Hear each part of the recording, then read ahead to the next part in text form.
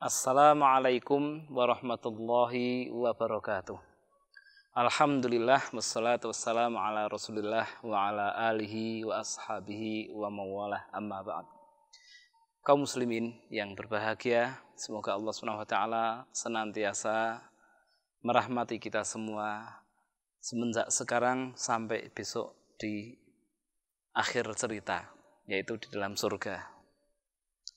Begini, pada pertemuan kali ini ada beberapa hal yang cukup penting rupanya untuk kita bicarakan. Di antaranya ada lagi kaitannya masalah doa. Kenapa? Kadang-kadang kita ini dibikin pusing oleh orang. Hiruk pikuknya manusia berkelahi, kemudian kejar-kejaran. Belum lagi kalau kita melihat para sopir, para kondektor naik bis itu kejar-kejaran.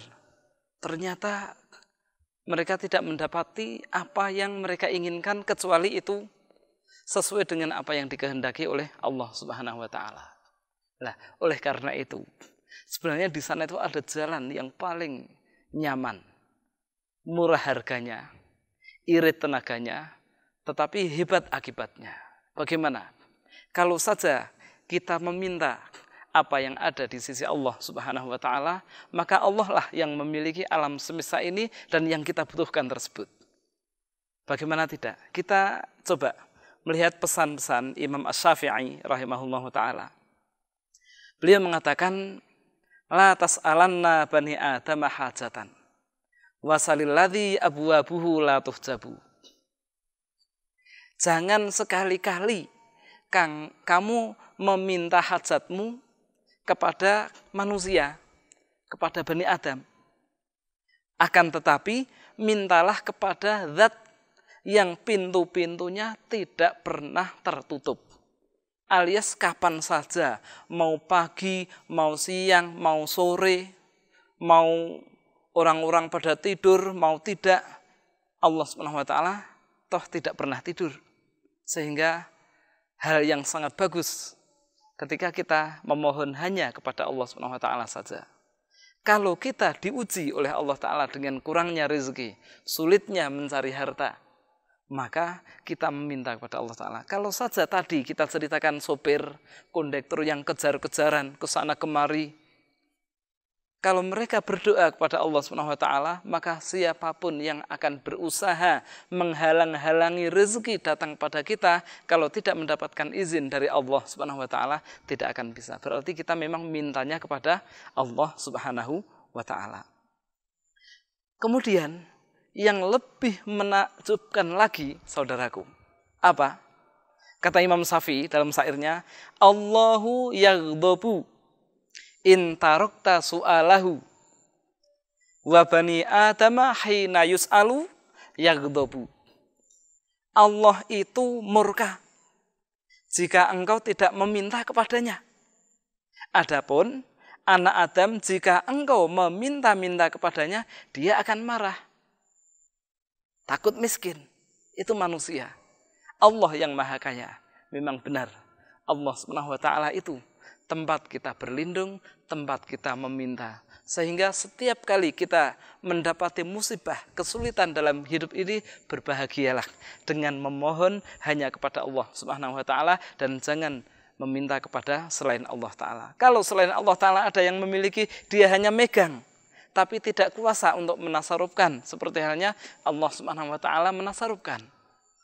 Seperti itu. Mudah-mudahan pertemuan kita kali ini bermanfaat buat kita semua dan akan kita sambung lagi di waktu yang akan datang. Semoga Allah SWT menjaga kesehatan kita semua, mengampuni dosa-dosa kita semua, dan meneguhkan kita berada di atas kebenaran dan mengaruniakan kepada kita kebahagiaan yang hakiki. Amin ya rabbal alamin. Wassalamualaikum warahmatullahi wabarakatuh.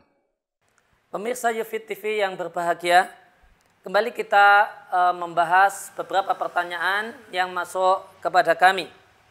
Satu pertanyaan dari seorang yang menyebut dirinya Ihsanul Mudin seputar akikah. Beliau menanyakan, bagaimanakah cara membagikan daging akikah sesuai sunnah? Bolehkah membagikan akikah dengan dimasak dagingnya dicampur nasi dan lauk pauk yang lain kemudian dibagikan. Jazakumullahu khairan.